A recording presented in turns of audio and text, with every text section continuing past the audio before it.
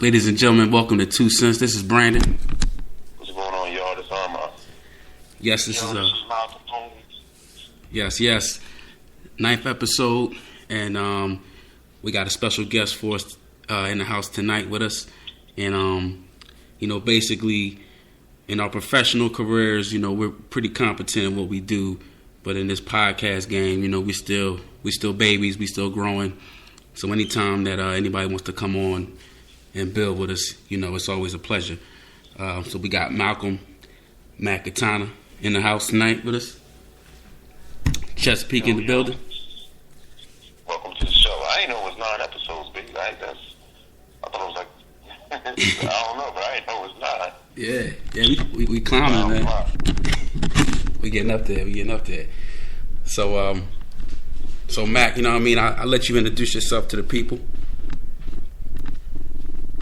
Yo, I'm Mac Katana, coming from Chesapeake, Virginia. I'm a signed artist, from a small place out Evil Gardens, Crestwood. Just here, living life. Yes, sir. And I'm anxious to hear his opinion on rap. You know what I mean? Because how old are you again? 22. Yeah. So we I'm 34, so it's like not the 9th grade. You was just, it was during the era when we was talking about rap. I'm anxious to see a younger person view of hip hop today, and we'll get into that later on. But it'll be interesting. Exactly. Yeah, man. For the listeners, this is my little cousin, and I remember you when you was running around in them white shoes, man. White hard shoes. The little, walking. Exactly, the walkers. But it's an honor to see him, develop. He's a man now, young man. So we'll get right into the proceedings, man. So Mac, I've been listening to your music for the last 4 or 5 years now, and I passed off some of your music to Armand as well. So we just wanted to ask you a few questions and hear your opinion on what do you think of the rap game right now, and as opposed to your style and the music you do. I feel like it's not a lot of, when it comes to artists that are making music now, I feel like it's not a lot of versatility. I feel like when you listen to an artist now, it's like you listen to that artist for those specific topics or sound. Like it's not like you hear the unexpected anymore. You know what I'm saying? Like, yeah. In my personal music, I never make songs that sound the same. You know what I'm saying? So it's always something new. But I feel like the rap game now is so generic, and people that make hit records, every hit sounds the same.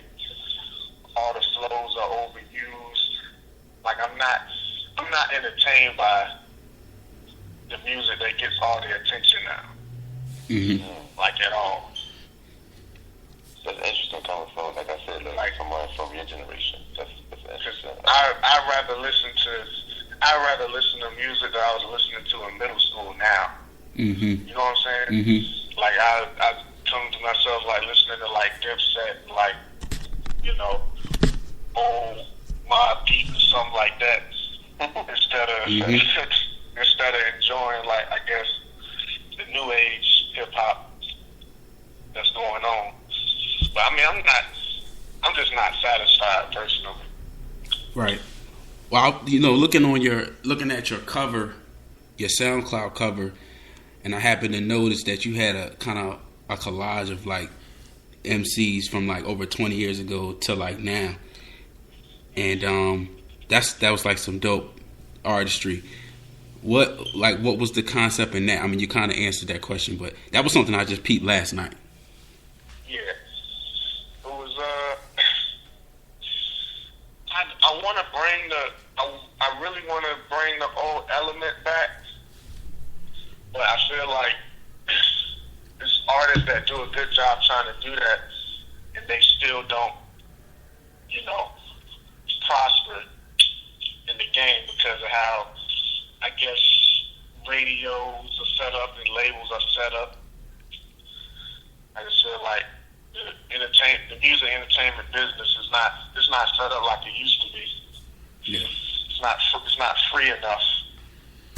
That's why I was gonna pose that question to either one of y'all. Do y'all think? Because Brandon, you know, like when we was growing up, you know, I guess like when I was in 9th grade, I got out of high school in '99. But I don't think when I was listening to rap in high school, it was that I wasn't aware of it, but I wasn't really aware of like the business side of it. I was just aware of like, yo, can he do spit? And the best person that could spit, that's the only person we talked about at the lunch table, whether it was cannabis, whether it was Nas. It was just like, yo, who was the most? We didn't really care about too much sales back then. We were like, okay, he sold a lot. That's what's up. Biggie sold this. He did double. He did this and that. But it was more so just like, yo, can this dude rap? Right. Or he can't. Like, I remember like going into the ciphers. I never rapped. Right. But if you couldn't rap, you wouldn't even dare get up and say anything. You wouldn't even dare.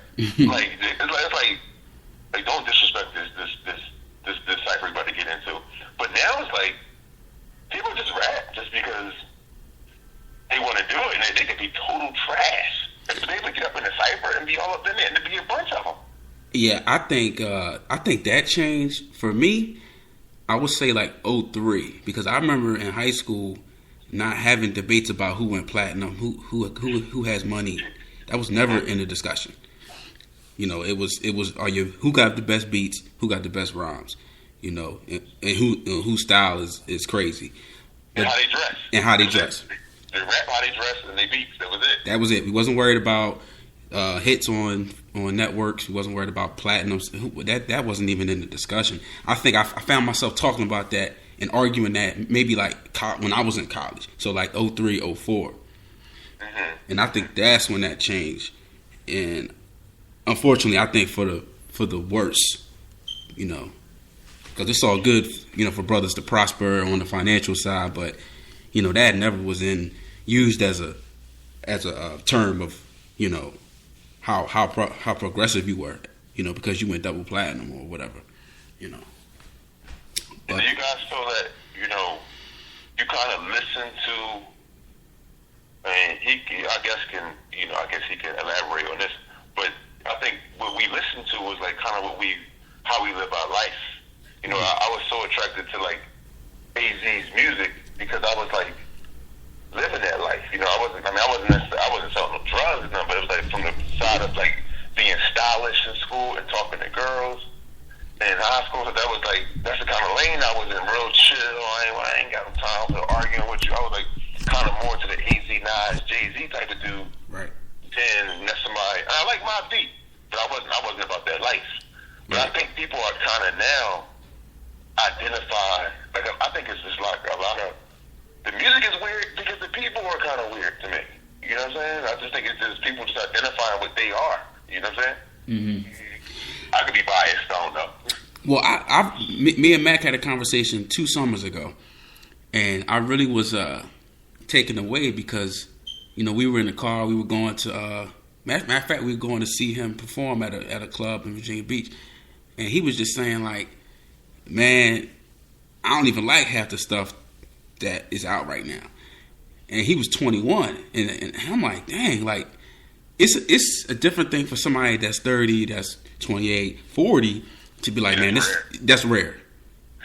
That's rare. You know, like, I can't recall anybody in my age bracket in 1998 saying, man, this stuff is whack. Like, that, I don't think that happened. You know what I mean? I think people listen. It's like people, they don't listen to what they relate to anymore. If that makes sense, like they listen to what they want to be. You know what I'm saying? Like, you know how, like what's really trending, I guess in the last few years was Chicago's trap music, like the drill music. Yeah. And it's like, okay, you got, and especially with social media, like people try to be someone else most of the time. And so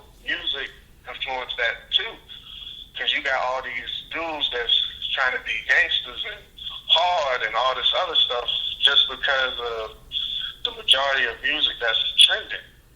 Mm-hmm. You know what I'm saying? Like, it's not, like, personally, I listen to, like, maybe, like, Cole or Nas, because it's like, these dudes talking about being in the system and, you know, they're trying to educate you to get out, and they're saying that even they struggle, and look where they at. But everybody want to listen to murder, murder, kill, kill all the time, and, you know, it influences people negatively. Because you can have a dude that's from the suburbs, all he listens to is drill music, smoke weed, whatever, and now he making crazy decisions because he want to be, you know, someone else. Mac, and I'll hold that thought, because my next question was, if I never knew you, you know, and never had a conversation with you, I would, when I listen to your music, I kind of get like a little bit of J. Cole influence with a little bit of like almost like D Block, like because you're the way your message, your delivery is aggressive, but it's I can tell like it's thought into the music. So my question for you is, where do you see yourself in 2015, 2016, in the state of hip hop?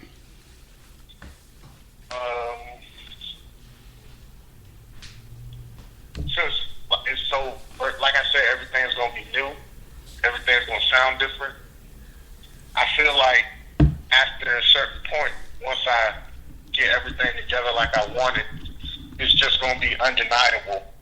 You know what I'm saying? Mm-hmm. Like no matter what, no matter how far I get, or you know where my position is gonna be in the industry, or etc. But it's just gonna be undeniable. Like people gonna listen to it and be like, "Oh man, like this dude." You know what I'm saying? Like, because a lot of people don't make music to be the greatest. Like they just make music for money, or like I said, I can't explain it. Like they don't love the music no more. Right. They just do it. It's just something to do. And that's what makes me so mad, because like when people even reach out for features or something, it's like, oh, yo, I'm trying to get on the track, blah, blah, blah. It's like, your heart not in it, so I don't even feel you. Yeah. Mm-hmm. Yeah. And I guess, too, at this age, Armand and I were probably a little different, but now it's like anybody can do it. All you need is a Pro Tools, a computer, and you could be on. And I can recall, any hip hop show I go to, R&B show, a lot of times I talk to the artist and I give him encouragement. Your stuff was dope, blah, blah, blah, keep it up. And I keep it moving. And I always get somebody that says, oh man, I rap, I do this, you take my card. Okay, cool. And they ask me, what do you do? I say, I work with kids, man. I'm just a fan, And I'm like, man, where are all the fans? Like, even the fans are trying to be the performers. Yeah. Well, back when we was growing up, it was like more so, it was a basketball. Like, people wanted to play basketball. And they be like, people was like, when they was like younger, it was like that. It wasn't rap. Rap was never something that it wasn't even reality. People really wanted to do. It was just like, if somebody did it that you knew, it was like, yo, this dude is a hip hop head, right? And he can spit his ass off, right? But now it's like it comes to the point where, everybody wants to do that. I know if you're an artist, you're kind of offended at this notion that everybody can just come and do this, because basketball, you can separate yourself from basketball. Like, young boy get on the court, young boy needs you 30, and they can't keep up with him. Mm-hmm. So he kind of separates himself because you can just see it visually. Okay, he's going to get better by high school.